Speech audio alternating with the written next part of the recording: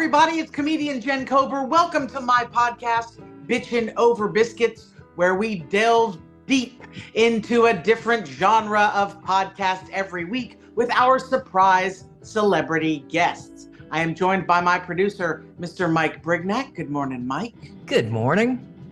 And our super surprise celebrity guest this week. I am so excited, guys. He is a writer, an actor, a filmmaker, a director. He is coming to us all the way from New York City. Y'all put your hands together for our very illustrious, exciting surprise celebrity guest, Mr. David Beck. Good morning, everyone. Welcome. Good morning. Hello. We are excited to have you on our Country Fried Southern show here, Bitchin' Over Biscuits. And today, in your honor, sir, we are bitching about theater. Oh, thank Theater. God. I know, right? So I got the memo that first it was sports, and I was like, I don't know anything about sports. Well, you know, the great thing about this show is we don't ask anyone to have any actual facts or knowledge about a subject. Thank God. So I'm sure we could have waxed poetic about sports if we had to, but this is such a much better fit. Yeah. Theater. Mike studied theater. I studied theater. You studied theater. And here we all are on the same podcast that dozens of people are listening to. It's very exciting. Of course, the big star of our show, David, I'm sorry to say, is not necessarily you. It is our biscuits. We are very biscuit conscious here on this show. But sadly, because I am in Los Angeles this week and my lady is back at our home in Louisiana, I don't have homemade biscuits this week. I had to go rogue. I went McDonald's, but I got the extra sausage patty. I think that's the key. Their bread to sausage ratio is off. So you need the extra sausage patty to make it good. But I'm very excited. Is that a McMuffin? To partake. It's not a McMuffin. It's a biscuit. Oh, I don't think I've ever had that from McDonald's. Oh, you're missing. You're missing out. Yeah. You're missing out. They make a decent biscuit. It's a little crunchy on the outside, a little fluffy on the inside, drenched in the butter, though not as much butter out here in LA as in Louisiana. But I do the extra sausage patty to get my fat content up and to really up the ante of that first meal of the day. David, what kind of biscuit you working with this morning? Well, I wanted to ask you, are you a fan of the McGriddle? Because I do like them. I am a fan of the McGriddle, but I don't like it to have cheese on it if it's a McGriddle. Oh, no, I don't find definitely the cheese goes well. Their cheese is plasticky and it doesn't go well with the syrup. Well, this came from, so I live in East Harlem in New York, and we used to have a lot of stores on my block, but during the pandemic, they all closed down. So this is from my deli that just opened last week. So I'm going to try out this biscuit for the first time. I've never had. It's actually a chocolate croissant. Does that qualify? Oh, yeah. Yeah, that qualifies. It does count as a biscuit. When we had Kristen Key on, she was eating a scone. She's so fancy. So we take all forms of biscuits. Yeah, and I have my iced coffee right here. So as you should. Ready to go. Yeah. I know. I had grabbed a little Starbucks. I made an early morning run to the Target because I could. And I stocked up on some stuff. And there's a Starbucks right there inside the Target, y'all. Really? That's a nice Target. Yeah, they have those. Mm-hmm. It was perfect. It was perfect. Mike, what kind of biscuit you working with this morning? I went back to my old favorite, Bourbon Street Deli. Biscuit with bacon, egg, and cheese. No boudin this time. Bacon, egg, and cheese. It's so good. It's like $3 for a biscuit, a whole meal. I love that for you. Now, David, you don't know what boudin is. It's like a Cajun rice dressing that they put into a sausage casing, and occasionally they'll put it into other things it doesn't belong in, like a breakfast biscuit, or they'll make like boudin wontons or egg roll. You know, they just want to put it inside of stuff and fry it up. That's what the South is about. So. Oh, I love that. You're both from Louisiana? Yes. Yes. Nice. The same little pissant same town. City. Yeah. We grew up in the same place. Isn't that fun? Called? Yeah. Lake Charles, Louisiana. Lake Charles, Louisiana. Isn't there a movie about that? Well, Little Well, there's Chenier. there's a Lucinda Williams song, and it's where Tony Kushner is from. Oh, okay. This is Speaking of a theater. lovely segue into our theater talk. Yeah. Because Tony Kushner, who is a brilliant playwright, is Yes, from our town, and the play he wrote, Caroline or Change, was set in our town. that's right. right. You I know? love that show. That's such a beautiful. I mean, the lyrics in that are just stunning. Yeah, he's amazing. And what's so funny is our town is, I mean, to for Tony Kushner to have come out of this place is just like a testament to what his passion for doing it must have been, because there is no culture or art scene in this town. It's not. Well, Zero. little Well, theater. Jen Colbert came out of that town. Right. Well, you're adorable, and that is true. And look, I say that facetiously, sort of. There is a little theater community there, and they do their very best. And I've seen some of their productions, and they're really great. And I love that they do this, but it's really at a community theater level, and it really wasn't going on that way when Tony Kushner was Right. growing up in that town. Like, this is a recent sort of addition to the town because people from other places moved in, and they were like, why is there no theater here? You know? So Yeah, I'm actually a little shocked that Tony's from Louisiana. I always just assumed that he was from New York. You know, he's Well, I think such his a New parents Yorker. are. His parents moved here. His dad was the conductor of the symphony here. That's what got them down here, I believe the story goes. Yeah. But I say he's from here. He's a homegrown So you boy. have a I good do symphony too. then. We do. Yeah, We really we do. did have a little symphony. God bless Okay. them.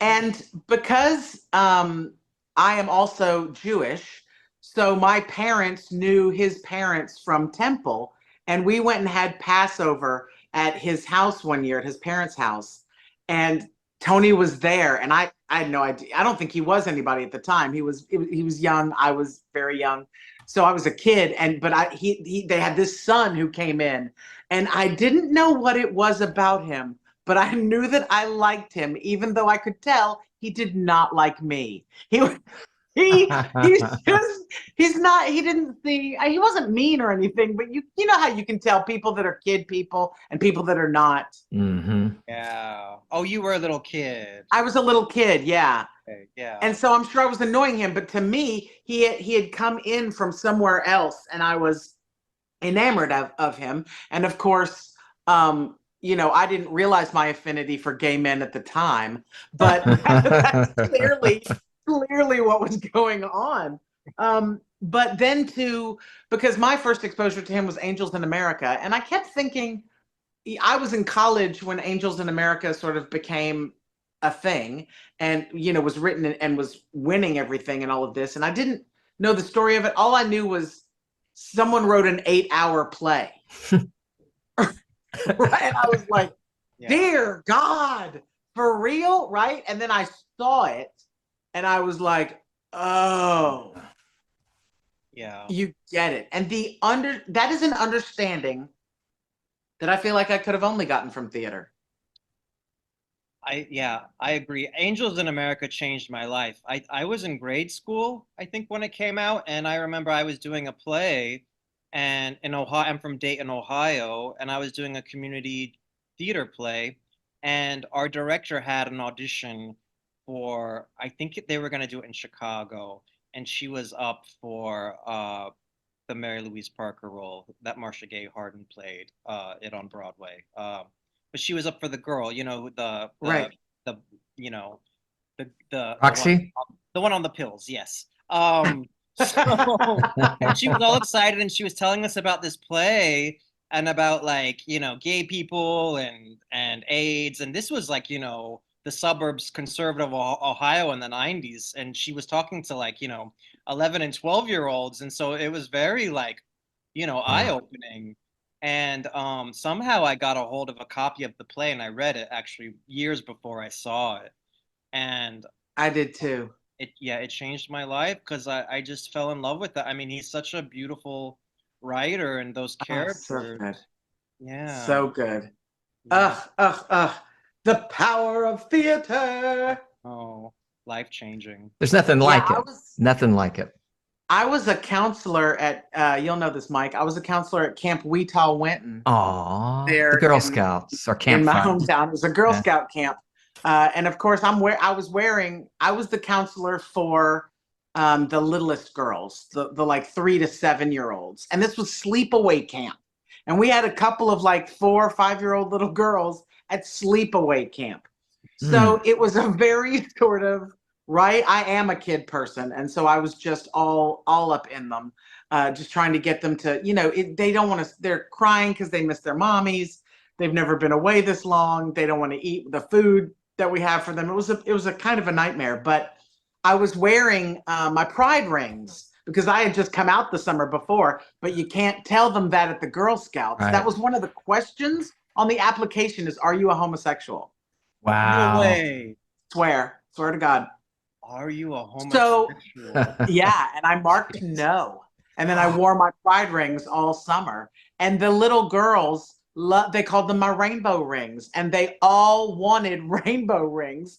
So when they went to arts and crafts, they all made rainbow macaroni necklaces. And I sent like 12 children home with like a pride macaroni necklace. And no one knew what the hell it was. They just thought I was the cool lady with the rainbow rings at the time. You know what I mean? This was Back the then, 90s. yeah.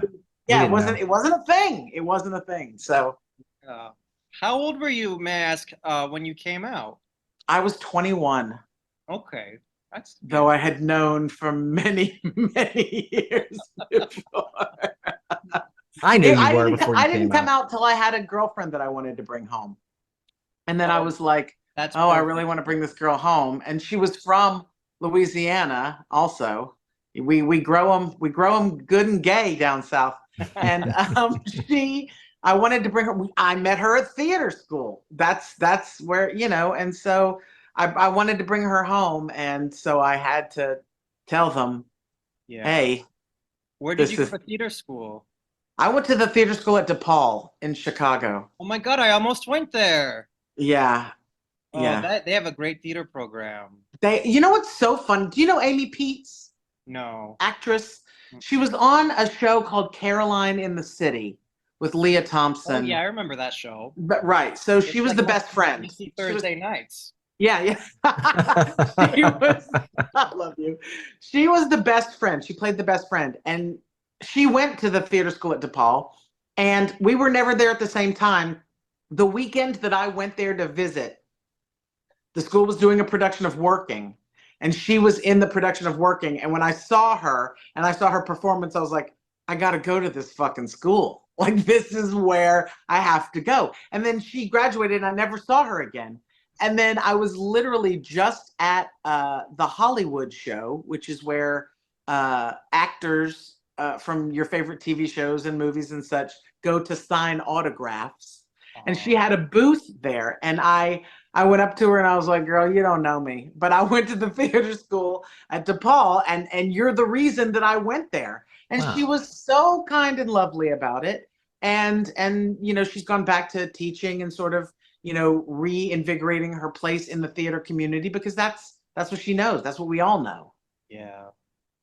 So you moved to Chicago and then when did you go to LA? When did you move to LA? Or did you I went from Chicago back to Louisiana to finish school because I didn't finish at the theater school. I just did the 3 years in the acting program. I kept dropping my academics.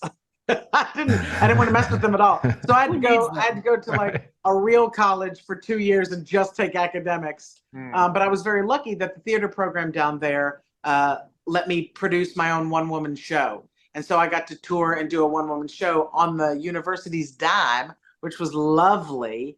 And then still got my degree in theater because that's what they put me down as the major for, even though I didn't take any theater classes. All I took was I took geology and math 113 and a couple of history. Like I wasn't taking any theater classes, but except for like the independent study one where I was doing my one-woman show because I had taken all those things at a theater school.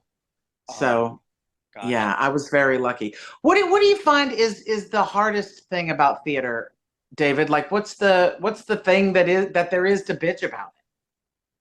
Well, getting cast. That's Oh yeah. that's one hard thing. Also, I mean, well, I take that back because there's a lot of theater in New York. There's a lot of independent theater, and there was a time in my life where I was always in a play. I was always involved in a lot of times multiple productions. Um, but I mean, there's not any money in theater, right? Yeah.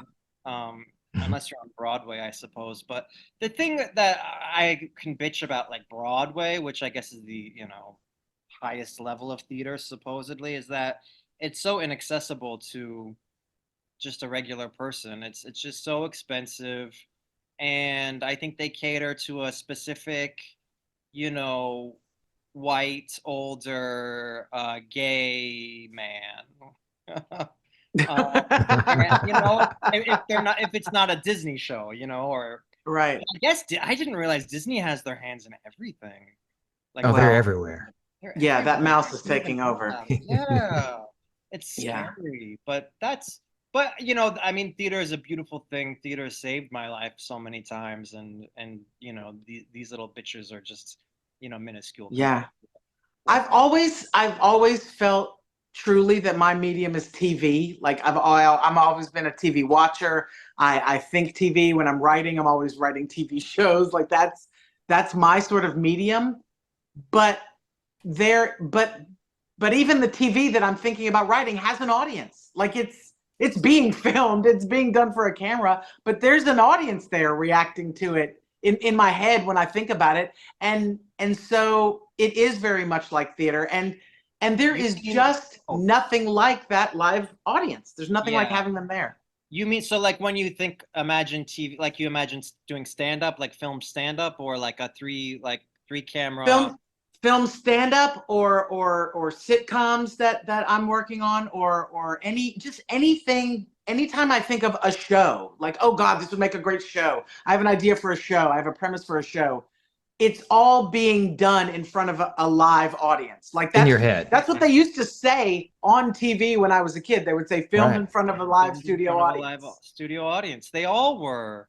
Yeah. I want to bring that back. I mean, I know there are still shows like that, but they're not. Very few. There are very Very few. few. But I think we need a fresh a fresh take on that because it's such a classic. Because it's almost like doing a play, but it's on Yes. TV. And Like that's how it Friends gets and rehearsed. I just did a multicam with a live studio audience called How We Roll. It did one season, it's done. Mhm. But I'd never worked on a show like that. The sitcoms I had done were single cams, or if they were multicams, there was no audience. And this was we rehearsed it like a play. We did it all week long, and then at the end we filmed it. It was amazing to work that way and to get to break it up and to really find the little pieces of it just all week, and at the end we do just this little 28-minute show, and it was so satisfying, that process. I was like, oh my God, this is the greatest job ever. This is it. This is exactly what I want to be doing. And then to get to do it, because you're doing it in front of each other Yeah. for each other's reactions, and then you get that audience and you're like, oh, this is it. Yeah. That's cool. And you also like get to go from beginning to end. Like you don't have to do like, you don't have to start like in the middle of it or three-quarters into it and then go back to the beginning and then the end. That's what is frustrating about single camera and movies, Yes. that, Yes. you have to be almost an emotional technician and just like, you know, but with plays and with that type of TV, you get to tell the whole story. You really get to live in that world for 28 minutes, which is Yeah. exciting. So tell me this, because I know you've written a movie. I mean, this is the reason we're all here. You have Yes. written, directed, and are starring in. You're one of the stars of the movie. And the movie is called Regarding Us. It is. I saw the trailer. I was like, I want Yeah, to see it's this good. movie. It's so. Thank you. Oh, Yeah. it looks so good, David. I was really genuinely impressed with it. And then I saw that it was based on a shorter film you had done. So I went and watched that. Amazing again. I love that actress. She was in Insecure. She was in Orange is the New Black.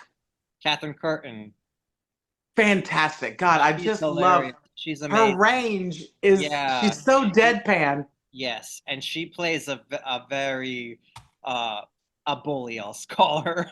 Yeah. Yeah, she plays a very high-powered woman in the archdiocese of the school, the Catholic school where our lead is fired from in the beginning of the movie. And yeah, she was a joy to work with. I mean, she's not like that in real life. She's all heart. How could she be? Yeah, she's you can tell. I want to have like lunch with her. Yeah, Fantastic. but she's And been so in I wonder, everything. Yeah, Stranger yeah. Things, Homeland. I mean, Oh, that's right. She's the mom in Stranger Things. I forget all of this. yeah. The What I want to know is when you clearly this project developed. Did you workshop any of it as a theater piece? Were you doing live readings? Is that part of your process? Sometimes it is part of the process, but for this, just because there's so many kids in it and the kids play such a central role, we didn't really do any readings because it would have been pointless with the kids, and then you have to get the Right. Oh yeah. parents. It would just so we didn't really workshop it as a theater piece at all. I was like, oh, this could make an interesting play, but we did the short film that is really like the end of the first act in the movie. And it's a very small thing, and the feature is a much larger world, with more kids and more parents, and you kind of see what happens uh, after the events in the short film. But yeah, we just kind of filmed it as a movie. We thought, my co-writer and I, Jennifer Bobby, who was the lead in the short film, Right. and she has a supporting part in the feature. We thought it might be a TV series at first, so we wrote a pilot Oh and wow. we wrote a whole story Bible, and we had everything. But then we realized it's actually kind of the best as a feature length film. I So love that, and that's also, you know, one of the themes that we're always dealing with in this industry is that are you going like what is it? Is it a play? Is it a TV series? Is it a movie? And you've seen that they'll take anything and make it a they'll take a series and make it a movie. They'll take a movie and they'll make it a series. They'll go so many different ways with it, but they don't really do it with plays. You don't see plays becoming, I mean, maybe you Mean do. Girls. Not what you see are movies becoming plays or musicals. Yeah, They're based on books, so it's a book, and then it's a like The Notebook is right. a Right. Broadway play. Mean Girls. Mean Mean Girls, Girls. Movie, uh, musical, back to movie. Legally Mm, Blonde. Yeah, exactly. right, right. It's a movie That's so musical, and then they make interesting. a movie musical of the musical. Yeah. And it is even as an actor, I think it is in like what you're doing in a theater production versus what you're doing in front of a camera is so completely different of a technique. Oh yeah. And I mean, you're talking about when you're on stage, you're trying to communicate with the person in the way back row, and in film, that person is right here. So, Yeah. you know, It's definitely an adjustment. I mean, you're still yeah, it's a technical thing, I think, but you still have the same heart and the same, right. emotion. I think it's a matter of size, I think, and stillness. Because I like to move around a lot when I act, and you can't do that on Yeah. camera, and so I really had to Yeah. learn stillness, and I didn't realize how expressive my face was until I saw it, like in the I'm monitor. the I'm like, oh same my way. I'm God, like, what a why ham. make choices when you can make faces? Like, Yeah. You really, you just have to sort of, yeah, be a lot more present, on film. Um, but I enjoy it though. It's exciting, but nothing beats acting in a play. I Yeah. agree. Mm. It's such the purest form. Mike, you did some plays, didn't you? I love it. In fact, it's local, but I'm considering trying out for Chicago. They're doing Chicago this fall. And if Oh, you would uh, be a great what's the lawyer? Billy. Flanagan, yeah? Billy Flanagan. That would You got Billy Flanagan vibes, brother. I think I could do that. Chicago, Into the Woods and Chicago, my two favorite musicals. Oh, The Baker and Into the Woods. Yes, I love And so I kind of see him as a Jack too. If I could do Into the Woods, but not Yeah. here, actually do it. I did Into the Woods No, there. you didn't. You did it? Yes, I did. I was Little Red Riding Hood in Into the Woods at McNeese State University. What? Wow. Oh, I'm jealous. I was also the voice of the giant, P.S. Ooh. Not to give away any spoilers, but I did Into the Woods in high school, my senior year of high school. You were Jack, yeah? No, I was the Baker. Yeah, I was going to say Baker. Yeah. Sondheim, I just love Sondheim. I always think of Jack as like that sweet open face like you have, David. That's why I said that. Yeah, that song to the cow is so yeah, sweet. I went to a Catholic school that was like more sports oriented, so there weren't like a lot of options, and I think I was probably the stronger actor out of like the 7 boys who auditioned. So, the Baker is kind of like the more dramatic role, I guess. See, we're right back to sports. Do you see how we've See? Oh, you can do it. I do have something to bitch about. Oh, God, I love it. I love it.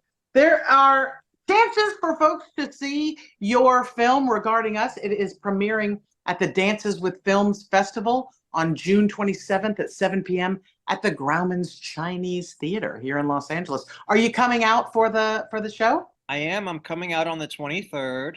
My producer, Katrina Rubenis Stevens, and I are coming out. We're going to be staying at the Godfrey Hotel. Excellent. Just in case you want to come visit us. And yeah, I have a show on the 24th. I'll send you a flyer. Oh, excellent. We'll come. Yeah. Yeah, it's amazing. The screening. I would love to come. I would love to come.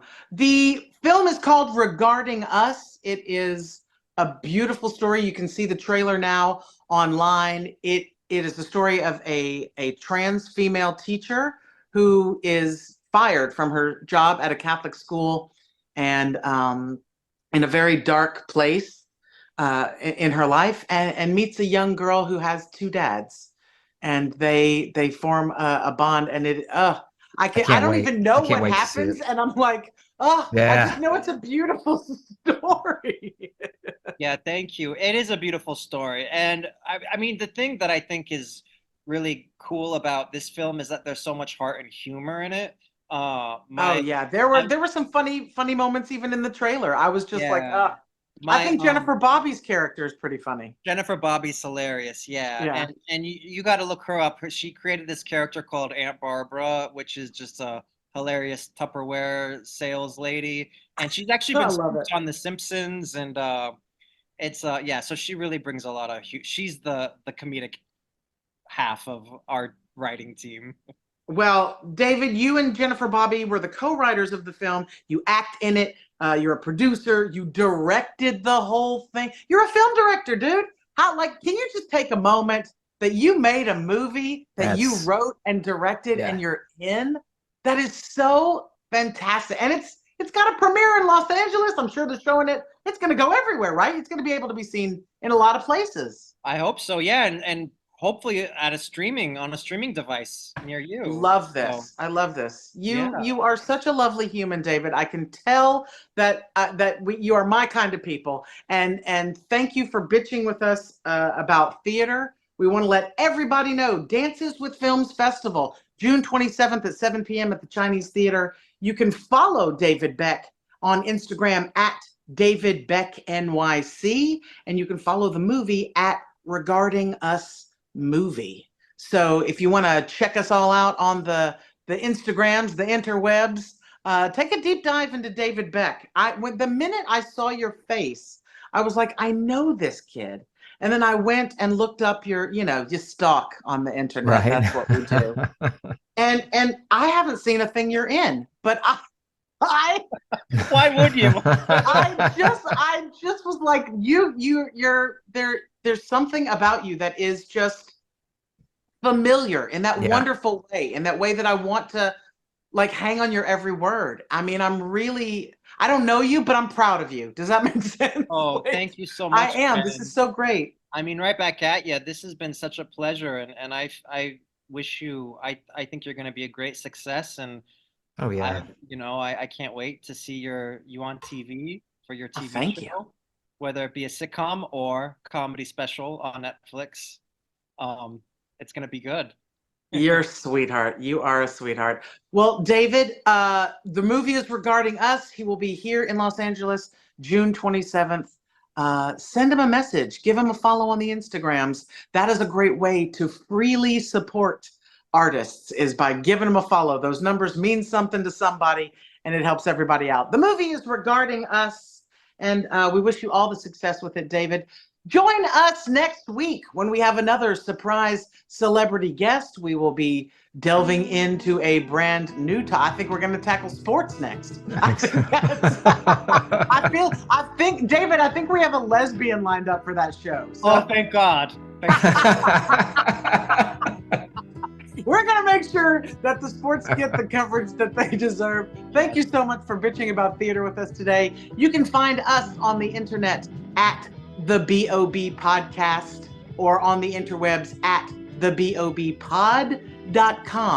We hope you will join us again next week, and we look forward to bitching over biscuits with you. I'm Jen Kober. That's David Beck. That's Mike Brignac. We are out.